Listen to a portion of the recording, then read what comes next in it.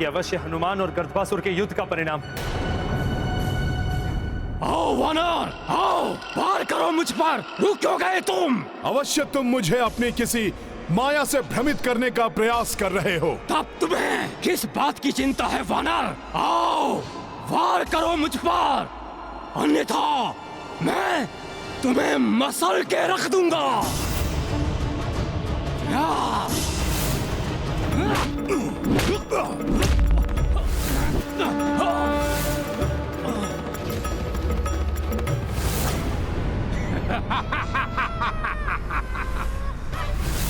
अब हो गया विश्वास वानर कि मैं सत्य कह रहा था।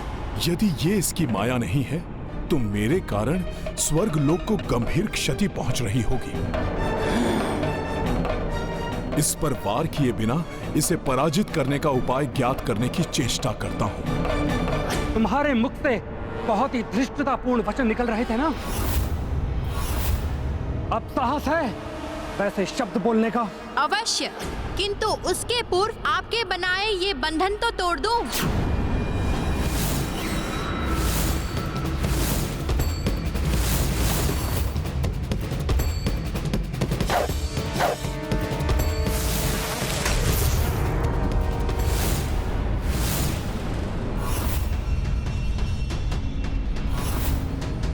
अस्त्र छोड़ दो और अपनी पराजय स्वीकार कर लो। इस बंधन से तुम मुक्त नहीं हो सकते। इतनी शीघ्र पराजय स्वीकार करने वालों में से नहीं है हम। कुश, यदि हम इस पिंजरे को तोड़ नहीं सकते तो इसे दूसरे स्थान पर तो लेके जा सकते हैं।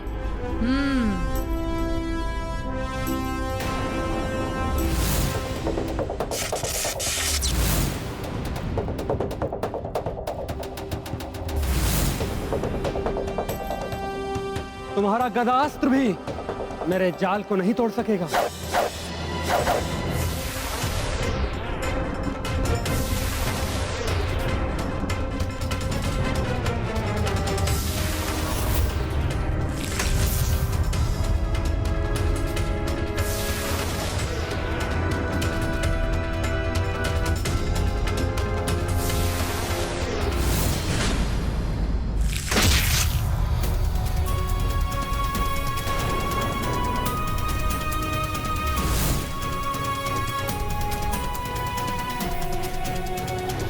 रुक क्यों गए वानर? वार करो मुझ पर, वार! प्रभु की कृपा से जैसे ही मुझे तुम्हारे वध का उपाय ज्ञात होगा उसी क्षण बिना रुके तुम्हारा वध करूंगा मैं। तब तक तुम मेरे द्वारा संहार करने से नहीं बचोगे। वानर, तुम्हारा अंत करने से मुझे कोई नहीं रोक सकता।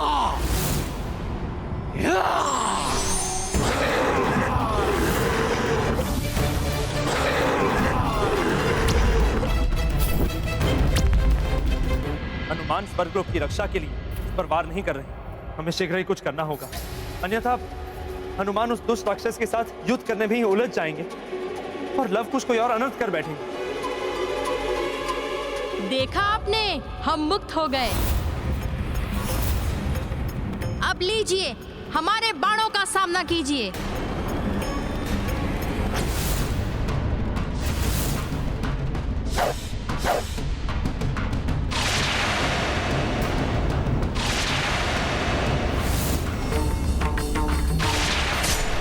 बालक बिना किसी लक्ष्य के बाण क्यों चला रहे हैं?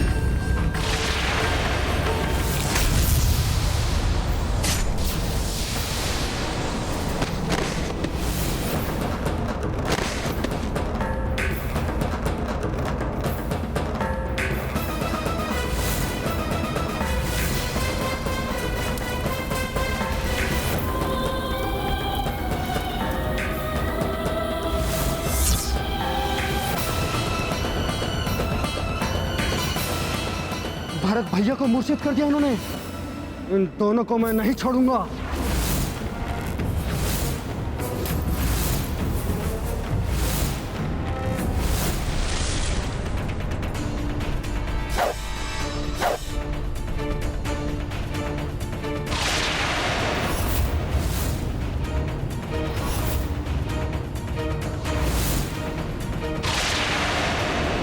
ये क्या? अब ये तो एक और चुनौती उत्पन्न हो गई। हाँ, इन्होंने तो बाणों की जैसे वर्षा कर दी है। अब इन बाणों का सामना कैसे करें?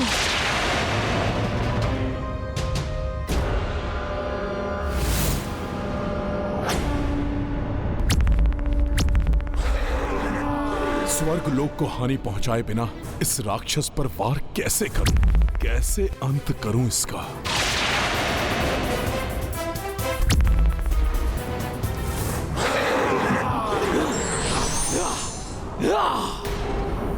बड़े अचरज की बात है, मेरे इतने प्रहारों के बाद भी इस वानर को कुछ नहीं हुआ। कहीं मेरे समान इसे भी तो कोई वरदान प्राप्त नहीं?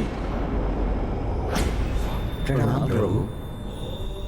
प्रभु, आपके वरदान के कारण हनुमान उस दुष्ट गर्दभासुर को परास्त नहीं कर पा रहे। वो उसके सारे वार अपने ऊपर ले रहे हैं। उनकी सहायता कीजिए प्रभु। और प्रभु, यदि लव और कुश को कोई रोक सकता है तो वे हनुमान ही हैं। इसलिए प्रभु श्री राम के अश्वमेध यज्ञ के लिए हनुमान का उस दुष्ट राक्षस की माया से शीघ्र मुक्त होना अति आवश्यक है। गर्दभासुर ने कठोर तप कर मुझसे वरदान प्राप्त किया था कि त्रिदेवों में से कोई 2 त्रिदेवों की संयुक्त शक्ति ही उसका वध कर सकती है। हनुमान के रूप में मेरा अंश वहां उपस्थित है। आप शीघ्र जाकर विष्णु देव से सहायता की गुहार कीजिए। प्रणाम प्रभु।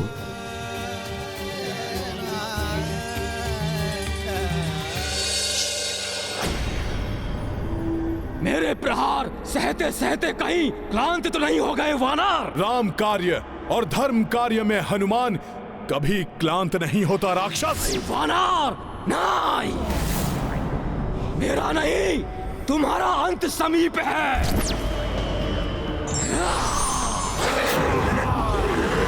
तुम अपने अंत के लिए तैयार हो जाओ वानर।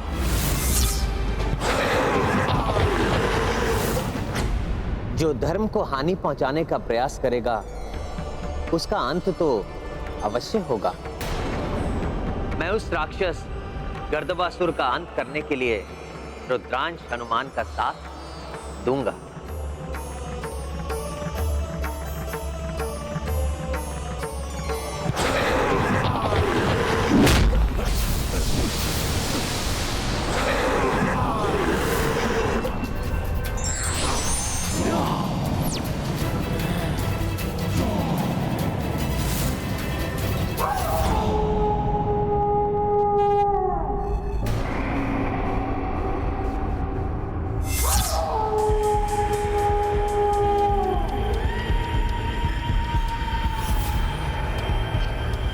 प्रतीत होता है कोई दिव्य शक्ति लोमड़ी रूप में मेरी सहायता के लिए आई है।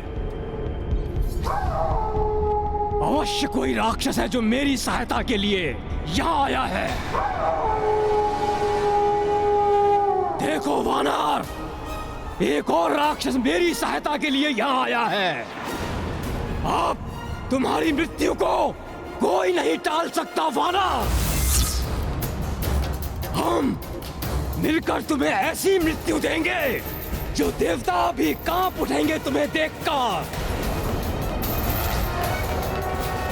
विश्वास नहीं होता कि ये कोई अन्य राक्षस है जो इसकी सहायता के लिए यहां आया है। मुझे तो ये प्रभु विष्णु के अवतारों के समान कोई भव्य दिव्य शक्ति प्रतीत हो रही है।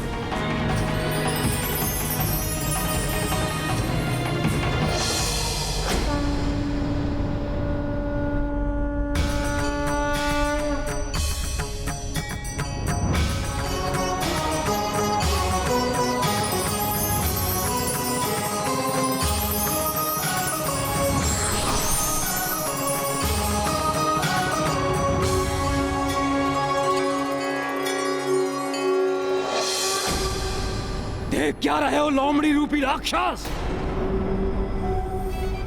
इस वानर का अंत कर दो। इस पर आक्रमण कर इसका अंत करो। फिर हम उन सभी का अंत करेंगे जिनकी धर्म के प्रति अंधश्रद्धा है।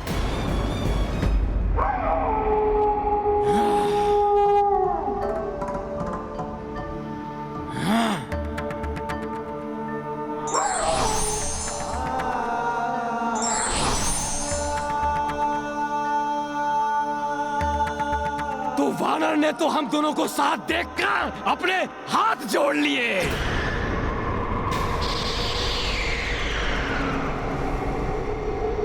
लोमड़ी राक्षस, कदाचित ये इसका मिथ्या प्रपंच है। ये जितना सरल और निश्चल दिखता है नहीं वो। और वैसे भी हम राक्षसों को तो निश्चल और निरीह प्राणियों का संहार करने में बड़ा आनंद आता है। तो आओ दोनों मिलकर इस पर आक्रमण करते हैं। आओ।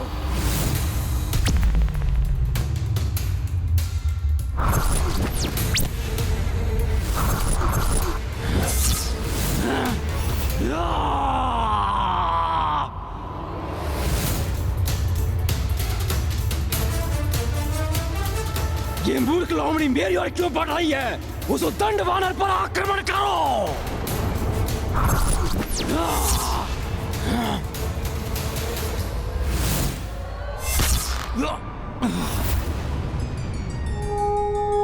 अर्थात मुझे उचित आभास हुआ था।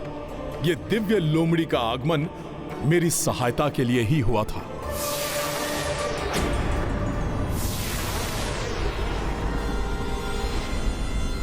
अब तक तो बालक समझकर तुम पर अपनी संपूर्ण शक्ति का प्रयोग नहीं कर रहा था, किंतु अब लो और इसका सामना करो। प्रतीत होता है इन धनुर्धारी रघुवंशी योद्धा को हमारी धनुर्विद्या दिखाने का समय आ गया है।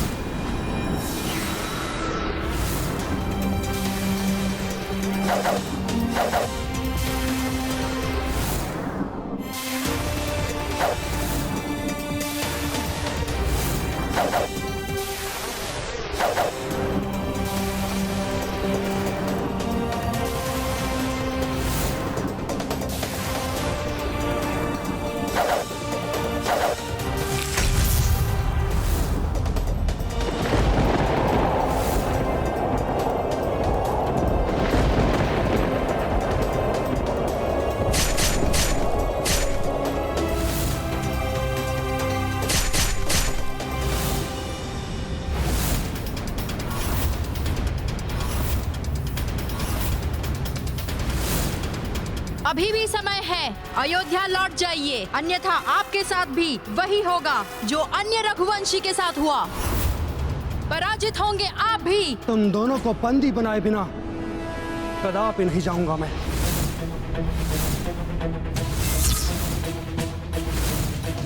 दिव्य फांस प्रकट हो।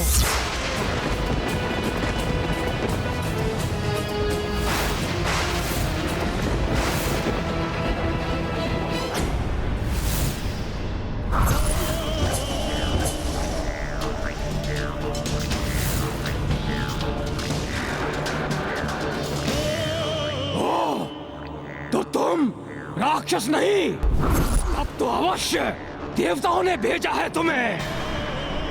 किंतु मूर्ख देवताओं को यह ज्ञात नहीं कि स्वयं भगवान शिव का वरदान प्राप्त है मुझे। तुम जैसे तुच्छ पशु मेरा कोई अहित नहीं कर सकते। त्रिदेवों में से कोई एकाकी आकर मेरा वध नहीं कर सकता। उड़ने से नहीं, त्रिदेवों में से कम 2 देवताओं को एक साथ उपस्थित होकर एक ही समय पर आक्रमण करने से मेरा वध संभव है।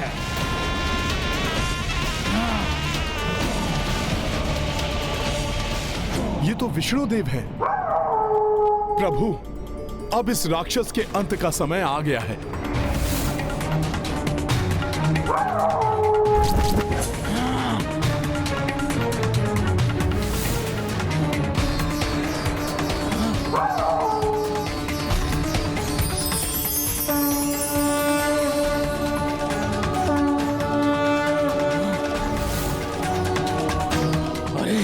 ये तो शिव और विष्णु एक साथ दिखाई दे रहे हैं मुझे। कहीं मैं भ्रमित तो नहीं हो रहा? जो भी है, मुझे यहाँ से भाग लेना चाहिए।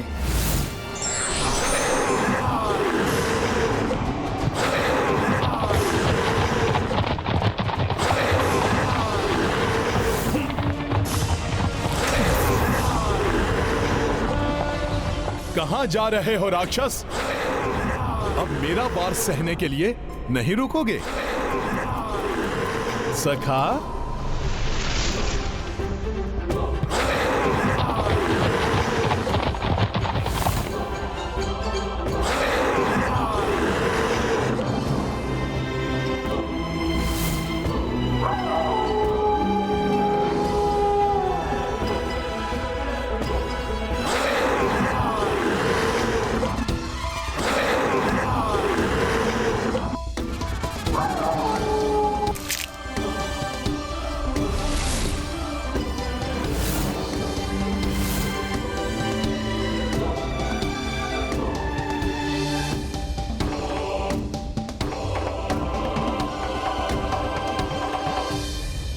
हे प्रभु, मेरी सहायता के लिए आने के लिए आपको अनेकों धन्यवाद।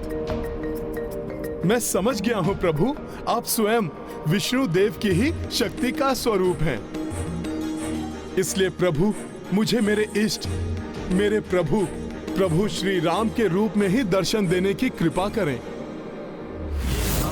महाबली हनुमत की रुचिकर लीला राम भगत की, जय जय जय रघुनंदन राम, जय जय जय महाबली हनुमान।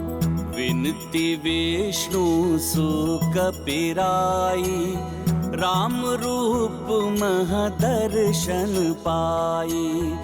बंधक अश्व सुधी तब आए, चले कपीश रण भूमि सहाय।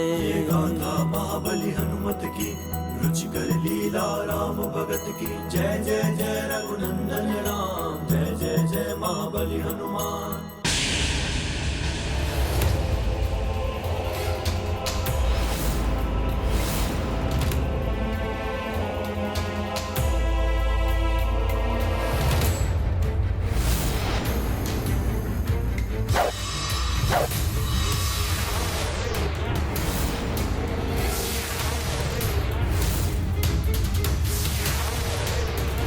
कदाचित हमारे द्वारा भी दिव्य फांस के प्रयोग का समय आ गया है। हाँ, और कपिश्रेष्ठ द्वारा दी गई अष्ट सिद्धियों का प्रयोग करने का भी उपयुक्त समय आ गया है।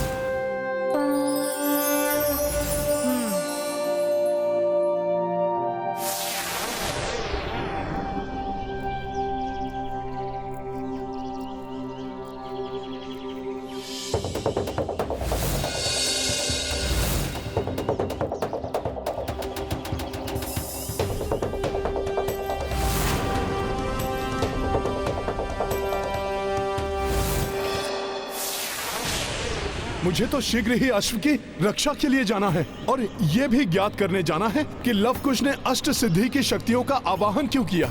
वो किसके विरुद्ध उसका उपयोग कर रहे हैं।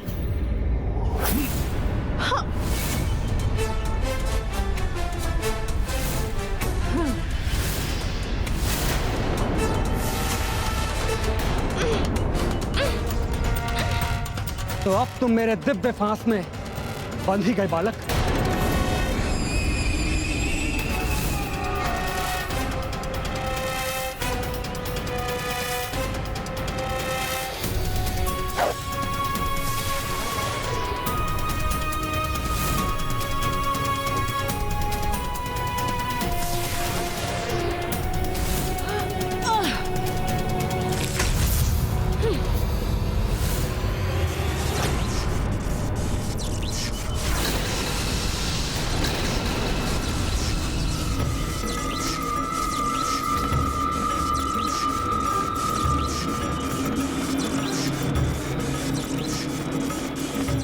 अन्य सूर्यवंशी योद्धाओं को पराजित कर चुके हैं ये दो।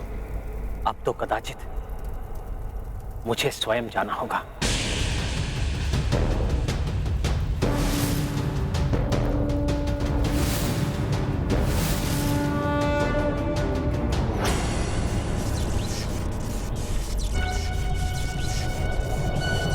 पुष्कल, भैया भरत सब मूर्छित कैसे हो गए? और ये लवकुश वहां क्या कर रहे हैं? भैया लक्ष्मण बंधे हुए हैं और वो भी मूर्छित हैं। ये कैसा अनर्थ है? अवश्य ये कार्य लवकुश का ही है, इसलिए इन्होंने अष्ट सिद्धियों का आवाहन किया था।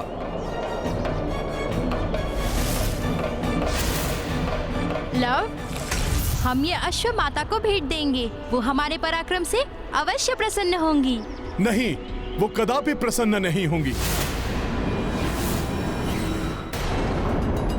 प्रणाम कपिश्रेष्ठ। बहुत अच्छा है कि आप स्वयं आकर हमारे पराक्रम और आपके द्वारा दी गई अष्ट सिद्धियों के प्रयोग का परिणाम देख रहे हैं।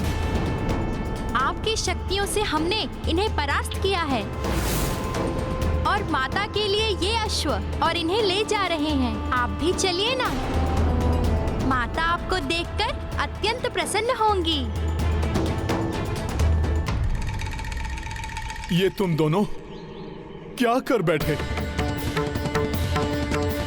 तुम्हें ज्ञात भी है जिन्हें बंदी बनाया है तुमने, जिन्हें तुमने मूर्छित किया है, वो कौन है?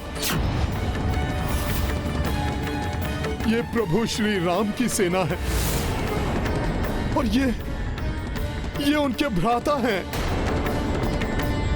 प्रभु?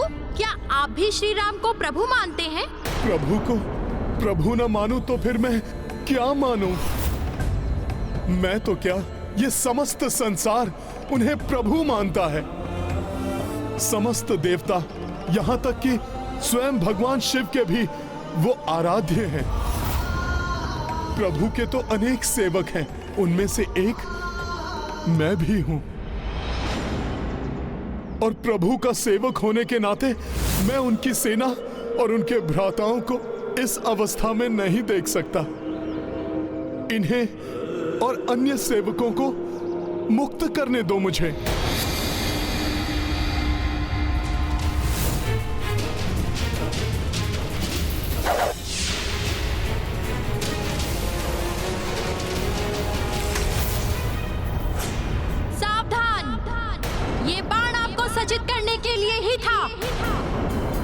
समझ गए हैं आप भी श्री राम के पक्ष में हैं, किंतु हम उनके पक्ष में नहीं। यदि आप भी इन रघुकुल के योद्धा की ओर तनिक भी आगे बढ़े तो आपको भी हमसे युद्ध करना होगा। ये कैसे हो सकता है? मैं प्रभु श्री राम और माता सीता के पुत्रों से कैसे युद्ध कर सकता हूँ? कपिश्रेष्ठ, आपने हमारे लिए बहुत कुछ किया है, इसलिए उचित यही होगा कि आप हमारे और श्री राम की सेना के मध्य ना ही आए, अन्यथा हमें विवश होकर आपसे युद्ध करना पड़ेगा। प्रभु के पुत्र प्रभु के ही विरुद्ध कैसे रोकूं? कैसे समझाऊं इन्हें कि तुम जिन प्रभु श्री राम के विरुद्ध युद्ध कर रहे हो वो तुम्हारे पिता हैं और मैं उनका सेवक हनुमान हूँ। क्या सोच रहे हैं कपिश्रेष्ठ? युद्ध करना है तो युद्ध कीजिए, अन्यथा हमें अश्व लेकर जाने दीजिए। बालकों, जिन श्री राम के विरुद्ध तुम युद्ध कर रहे हो वो भगवान विष्णु देव जी के अवतार हैं। उनकी रामायण को तुमने कंठस्थ किया है, यत्र तत्र उनका गुणगान किया है, और अब उन्हीं के विरुद्ध ये कदापि उचित नहीं है। आपके मत से हम सहमत नहीं हैं। आपकी अपने प्रभु के प्रति अंध भक्ति है ये, जो आप उनका पक्ष ले रहे हैं, और इसलिए माता सीता के प्रति किए गए श्री राम के अन्याय को नहीं देख पा रहे हैं आप। तुम दोनों अबोध हो लवकुश, उस राजधर्म को नहीं समझ पाओगे जिसके कारण उन्हें ऐसा करना पड़ा। उनके प्रति वैर भाव का त्याग करके अश्व को सम्मान सहित लौटा दो। सलाह देने के लिए धन्यवाद कपिश्रेष्ठ, किंतु इससे आप हमारे विचार परिवर्तित नहीं कर सकते, और कोई कार्य आरंभ किया जाए तो उसे पूर्ण करना आवश्यक है। अतः अश्व को पकड़ा है तो उसे हम आश्रम लेकर ही जाएंगे।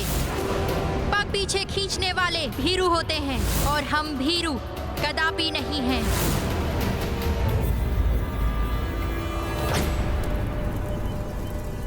पग पीछे नहीं खींचेंगे, युद्ध करेंगे। सूर्यवंशी योद्धाओं के भांति आचरण है इन बालकों का। जिन्हें अश्व लेना है वो हमसे युद्ध करें, हमें परास्त करें और ले जाए अश्व को। कपिश्रेष्ठ, जिन श्री राम की शक्ति पर आपको अपार विश्वास है, उसी शक्ति और विश्वास से हमारा सामना कीजिए। बालक हैं आप दोनों, आप दोनों को हानि नहीं पहुंचाना चाहता मैं। बालक मत समझिए हमें, अपनी माता के आशीर्वाद से वीर हैं हम, पूर्ण योद्धा हैं हम, जिनका प्रमाण है इन सब की ये दशा।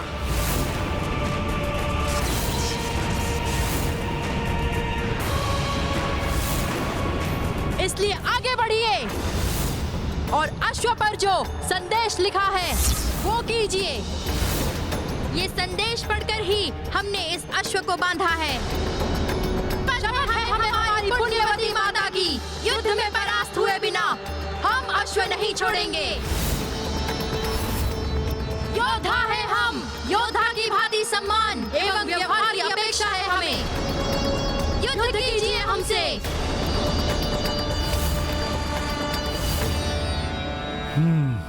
युद्ध किए बिना ये नहीं मानेंगे। वेदों में कहा गया है कि समय बड़ा बलवान है, कुछ भी करने को बाध्य कर सकता है। वास्तव में समय ने ही ये परिस्थितियां उत्पन्न की हैं। और अब यदि युद्ध अनिवार्य है तो युद्ध होगा।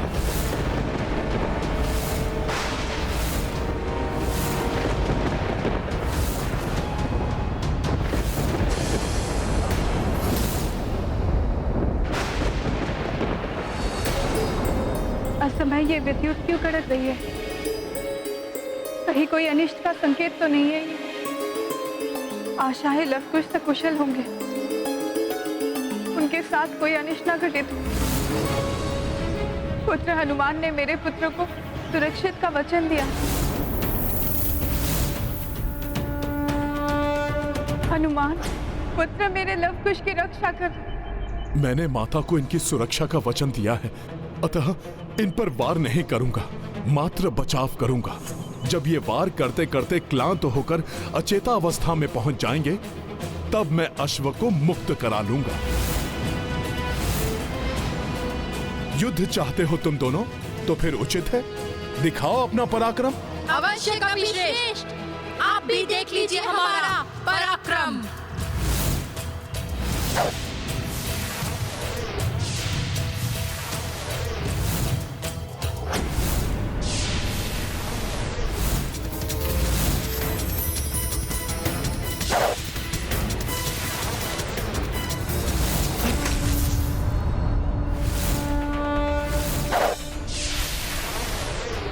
अच्छा, मुझे भ्रमित करने का प्रयास कर रहे हैं।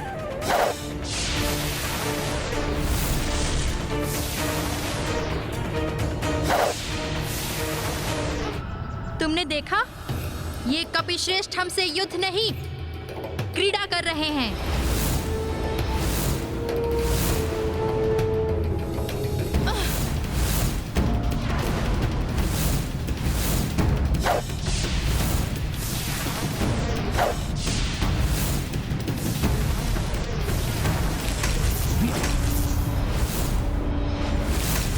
किंतु इन पर चलाए हुए हमारे अस्त्र विफल कैसे हो रहे हैं कुश?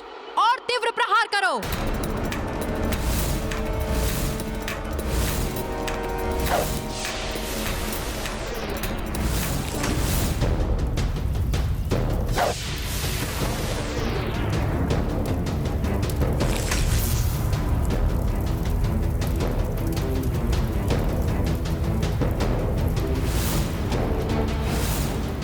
ये अग्नि कहीं अन्य सैनिकों को आहत न कर दे। सखा,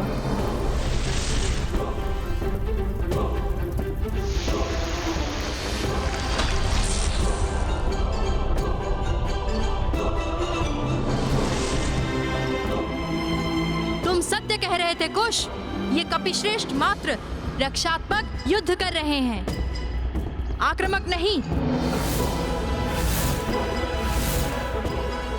कुश, प्रतीत होता है कपिश्रेष्ठ ना तो युद्ध करना चाहते हैं, ना ही अश्व की मुक्ति। हाँ, इस प्रकार समय व्यर्थ करने से कोई लाभ नहीं। एक कार्य करो, तुम अश्व को लेकर जाओ। कपिश्रेष्ठ के साथ ये युद्ध की क्रीड़ा मैं कर लूंगा। तुम लौट कर आओ, फिर हम इस अश्व के साथ क्रीड़ा करेंगे। ये सुंदर अवश्य है, किंतु कोई विशेष अश्व नहीं है, इसलिए कपिश्रेष्ठ इसे मुक्त कराने का प्रयास नहीं कर रहे हैं। हाँ लव, ले जाओ अपने साथ इस साधारण अश्व को। नहीं, तुम ऐसा नहीं कर सकते।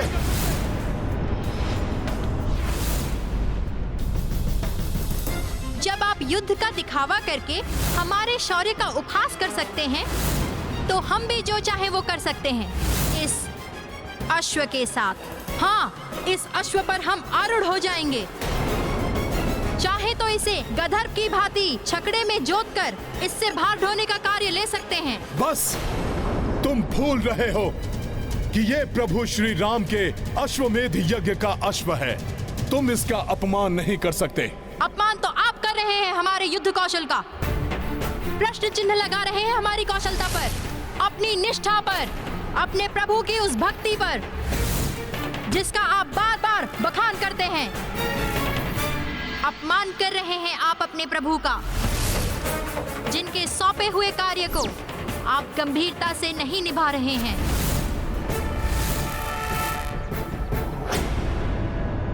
जय श्री राम। लव कुश आक्षेपा कपिराई, रौद्र रूप पवन सुत आई। दो किशोर अवाक अचंभित, किस विध क्रोध टरे सब चिंतित। महाबली हनुमत की रुचिकर लीला राम भगत की। जय जय जय रघुनंदन राम, जय जय जय महाबली हनुमान। क्रुद्ध हो उठे हैं हनुमान, रुद्र रूप धारण कर रहे हैं। ये हनुमान ने यदि रुद्र रूप धारण कर लिया तो कहीं लव कुश को ही आहत ना कर दे।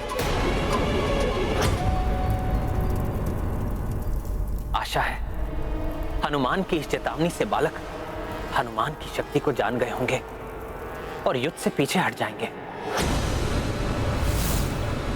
हे महान योद्धा, अब हमें भी युद्ध का आनंद आएगा। आप जैसे योद्धा से युद्ध करने का सौभाग्य मिलेगा अब हमें। अब होगा एक अविस्मरणीय युद्ध। आपको परास्त करके हम ये सिद्ध कर देंगे कि सत्य में ही श्री राम अपनी विजय श्री खो चुके हैं।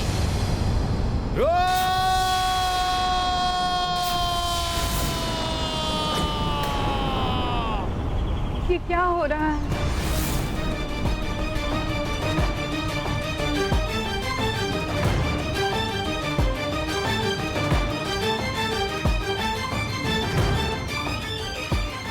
हे माता ललिता देवी, यदि मैं अपने तन मन एवं आत्मा से पतिव्रत रही हूँ तो मेरे पुत्रों पर कोई आँच नहीं आनी चाहिए माँ।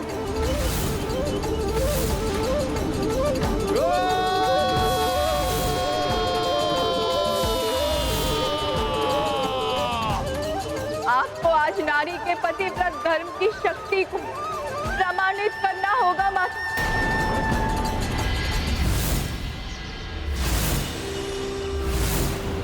आपकी गर्जना से भयभीत नहीं होने वाले हम।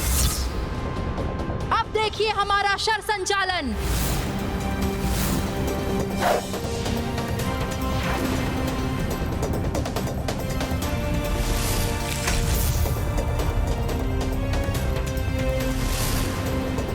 अब समकक्ष है हम, संभालिए मेरा वार।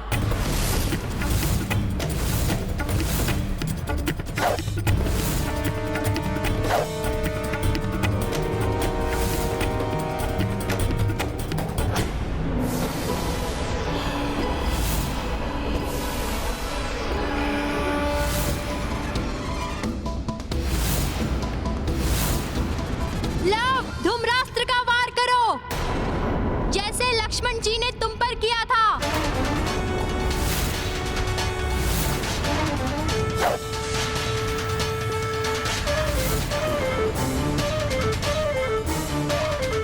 इन धूम्रास्त्र को विफल नहीं करने दूंगा मैं आपको कपिश्रेष्ठ।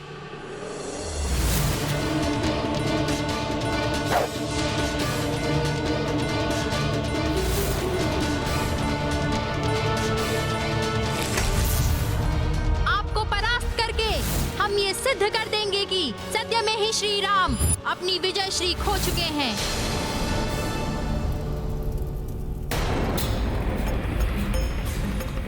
हनुमान का ये रौद्र रूप बालकों के लिए अनिष्टकारी न बन जाए। लवकुश हनुमान के रौद्र रूप को नहीं सह पाएंगे।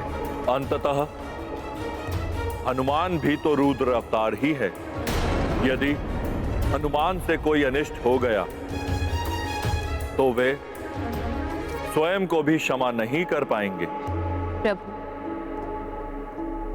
माता सीता ने अपने पुत्रों के प्रति अपना कर्तव्य निभाया है। अब इस माता को भी अपना कर्तव्य निभाना होगा एवं हनुमान को अनिष्ट का भागी बनने से रोकना होगा।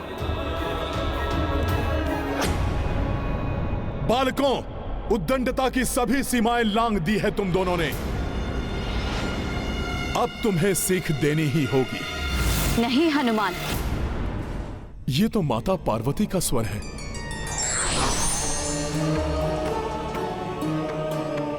प्रणाम माता। पुत्र हनुमान, आवेश में आकर ये मत विस्मरण करना कि लव को श्री राम और देवी सीता की संतान है।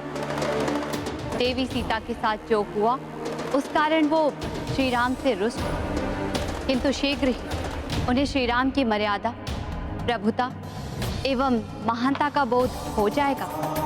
जब श्री राम स्वयं यहाँ आएंगे तब तुम्हें देवी सीता को यहाँ लाकर सबका मिलन कराना होगा। ये सब उसी मिलन के लिए हो रहा है हनुमान। माता, मैं स्मरण रखूंगा।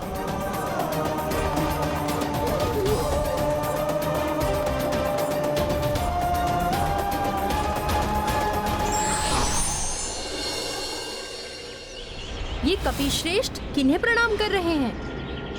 अंततः प्रभु श्री राम के परिवार के पुनर्मिलन की वो घड़ी आने वाली है जिसकी मैं वर्षों से प्रतीक्षा कर रहा था। इस मिलन के लिए तो मुझे प्रभु श्री राम के पुत्रों से पराजय भी स्वीकार है।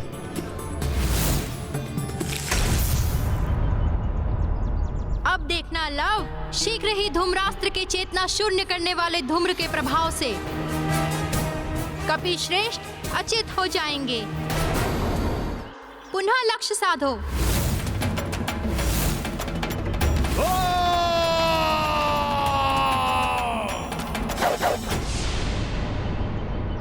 उनके विरुद्ध प्रयोग करें।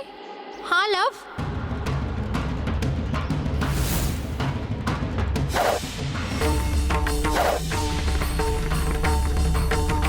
और बाण चलाओ लव।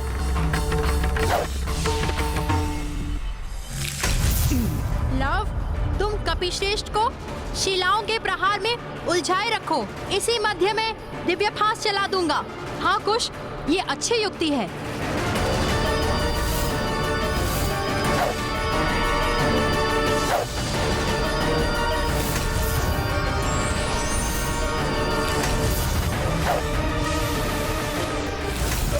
प्रतीत होता है मेरी युक्ति काम कर जाएगी।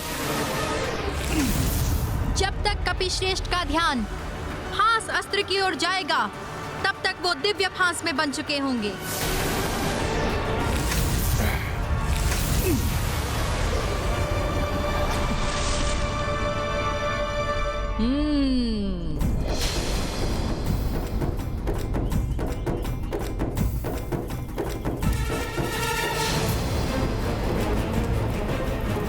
अश्वमेध यज्ञ के अश्व की यात्रा को आगे बढ़ाने के लिए अब मुझे ही उन बालकों का सामना करना पड़ेगा। ये है रामायण, रामचंद्र गुण धाम की सब सुध जन करिए कथा श्रवण श्री राम की।